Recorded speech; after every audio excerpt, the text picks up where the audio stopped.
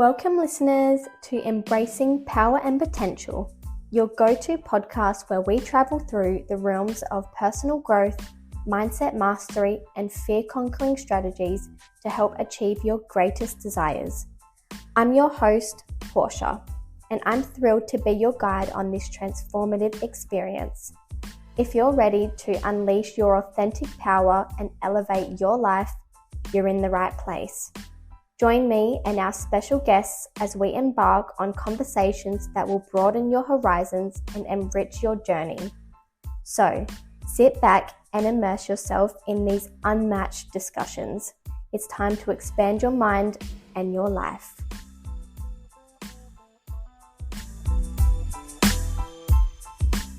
Hi, my lovely people. So this episode is actually a follow-on from the previous episode of Becoming Your Own Bestie. Plus there's a little mini pep talk in here. So I will be sharing a bit of my personal story as to why becoming my own bestie was a crucial part of my self-development journey. So we'll call this Becoming Your Bestie Part 2. In my last episode, I shared why it is so important to become your own best friend and the tips and tricks on how to get there.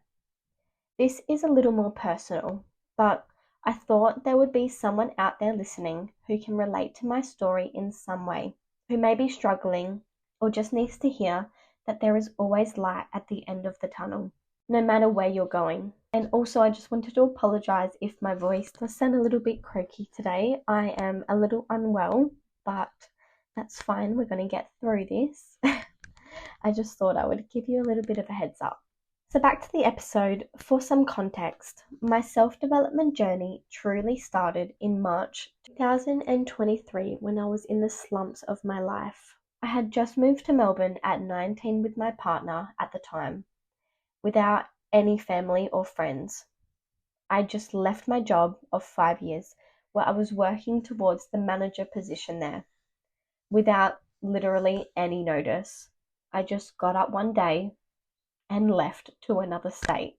So I had no income, I had no plan, and I just took a chance on myself to change my life in a new state, away from the toxicity that I was experiencing in Adelaide, which is my hometown.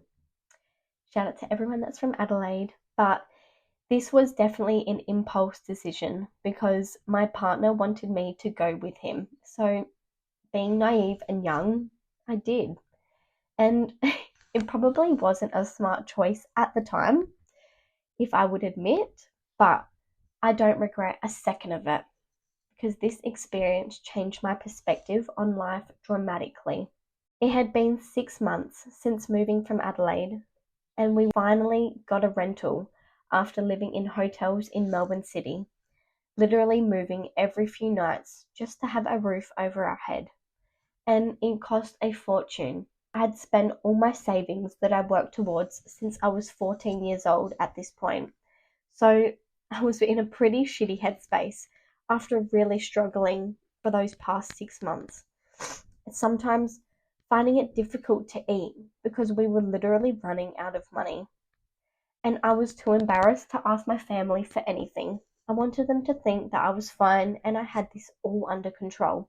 And at this point as well, my relationship was crumbling because I was just in such a low vibration after a stressful experience, and I'm guessing my partner at the time was too. I was losing hope. My self-worth was incredibly low, and I looked in the mirror in disgust, blaming myself for everything that I went through. At that point of immense suffering, I had nothing left to lose. I was emotionally drained, so I had no choice but to flip the script and to change my situation. I remember sitting in my new little rental, although I was so grateful that I finally had somewhere to call home. Things were still miserable. My relationship was in the ruins after the stress that we both endured throughout the past 6 months before this.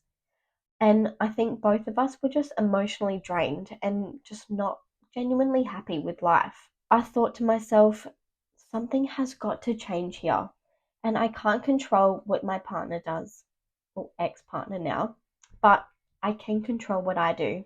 And that day, I made a conscious decision to turn my life around.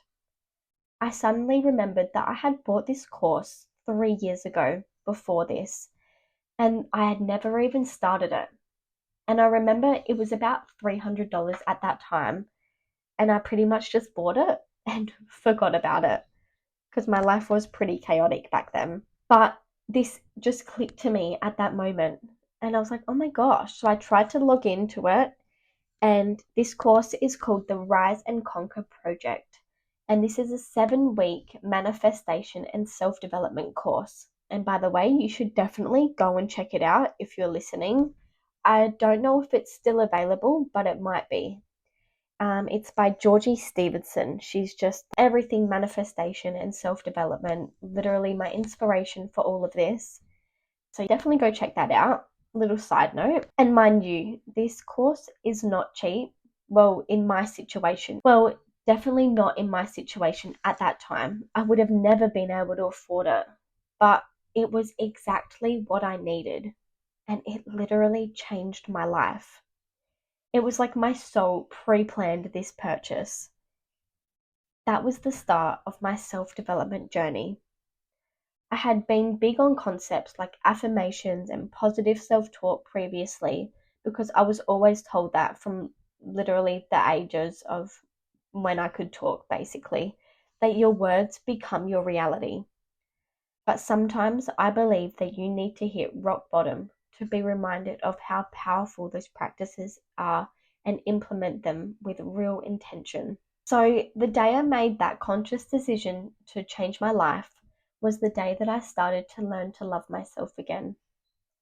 Self-love is one of the highest frequencies, along with gratitude, to attract things that you want into your life. I started getting routines in place to start my mornings, looking in the mirror every day with self-love affirmations, literally putting myself on a pedestal and quite literally falling in love with myself. Doing the inner work and reprogramming your mind is the key to be fully believing and knowing that you are worthy of everything that you desire. You are enough, and realizing that being you is your superpower and nobody can take that away from you is the most amazing feeling. Is that how you truly think about yourself? Because if not, it should be. But mind you, it will take practice, consistency, and repetition.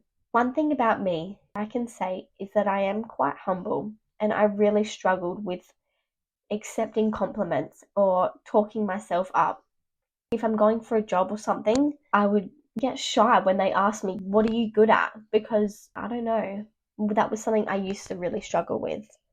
So when I started this self-development journey, it did feel uncomfortable to start looking in the mirror and saying, I love you, Portia. I am so attractive. I nearly felt embarrassed, even being alone, because I lacked that self-confidence so much. I literally had to convince myself every day in the mirror that I am worthy. And it definitely takes practice and consistency to rewire your brain to believe that you are everything and more. I started taking my self-love journey pretty seriously. I stopped following everything on social media that made me feel like I was comparing my life. I did little things every day confidently, acting as if I was reborn. At that time, I started studying for my youth work certificate. So I would sit up straight in my chair, correcting my posture. As studies show, good posture is actually linked to confidence. And I would put my hand up first and share my ideas. And I would also talk to different people. And this was just little things that I was doing to finally get back to myself and build up that confidence again. And I really actually noticed my external world started to change pretty much instantly. My partner was a lot more drawn to me and actually started complimenting me. People even started coming up to me in class and asking me things, interested in my thoughts on topics. Even the teachers started to call me out on random questions, assuming that I knew the answers. As I acted with greater confidence, the people in my world perceived me to be confident, which attracted these sorts of experiences around me. It had been a couple of months, and I was still consistently doing the inner work, repeating self-love and beauty affirmations daily, and I gradually started to believe it for real. I knew these practices were working because I would literally have people coming up to me in the street telling me that I'm attractive and telling me that I'm beautiful, both male and female. And I felt that I changed my energy in my inner being, and that was actually radiating out to the world, and my external world showed exactly that. As my confidence and self-love built, I started to do things that I enjoyed more, like writing and meditating, even if it was just 5 to 10 minutes a day. I started finding different practices that felt good for me, going on my hot girl walks and yoga, and there's more that I talk about in part 1 of this episode. So if you haven't listened, go back to that because I do run through some really good daily practices that may work for you. Self-love means to love yourself, which means to take care of yourself. So being mindful of what you consume, whether it's the food you're eating or the sort of social media and TV that you're watching, even down to the song lyrics that you sing out loud, are so crucial to the sort of things that will reflect in your external world. Find the things that you love and do more of them, whether that is reading or dancing. One thing that I started to do to build my confidence up is dance workouts. So this really unlocked my feminine energy as well. So find what works for you. Make the time for those special things in your life. Also, a tip that you might like to try is to bring out your inner child. Listen to music that you loved throughout your childhood. Do activities that you enjoyed when you were little, even if it's running on a playground as an adult, which this is something that I've actually done. You want to make your bestie feel good all the time, right? Doing activities with yourself that you get lost in sets your soul on fire and makes you feel so good. Do those things more. That is an ultimate form of self-love. One thing that I do want to say that is really important is that, and I find is a common theme throughout society, is that you should not be afraid to be confident. It's not selfish, and it can even be looked at as frowned upon, basically for loving yourself. How crazy, don't you think? That people are so conditioned to judge themselves and the world around us so much that it feels wrong to be confident. Confidence doesn't mean that you were the loudest one in the room, or the sexiest, or the biggest. It's simply knowing that you are content with who you are. You don't require external validation. It's a feeling of peace when you are comfortable within your own skin, knowing that you hold pure intentions for yourself and others. This is something that I still work on myself. Society has conditioned us to play small, to fit inside the box. Some of the common phrases that you might have heard growing up is, "Oh, they're so up themselves, they have a big head," or "they just think that they are too good." And yes, some are big-headed jerks out there, for sure, but they are mainly projecting their insecurities out to the world, and they aren't truly confident in who they actually are. Real confident people are confident within who they are, and they don't particularly show up like that. And if they do to you, it might be an underlying trigger about yourself that you need to unpack around maybe how you are keeping yourself small. I'll go deeper into this in another episode. Society's conditioning to fit inside a box and being afraid to be confident stops you from reaching your true self and your true potential. People are so wrapped up in the fear that they would rather settle for their average life than step outside the box and take a risk to fulfill their dreams. Even if the first step is just raising your hand in class or fixing your posture, every little thing counts, and you are the only person who can truly change your life. So, to wrap up my point, becoming your own bestie means loving yourself so much that you don't care about what other people say about you. It means taking the time to find the things that you love and doing those more. As much as you can, finding your passions and being brave, and don't be afraid to be the real you. You got this. Lots of love. I'm going to leave it there for now, and I hope you have the best week, and we'll talk in our next episode. Bye.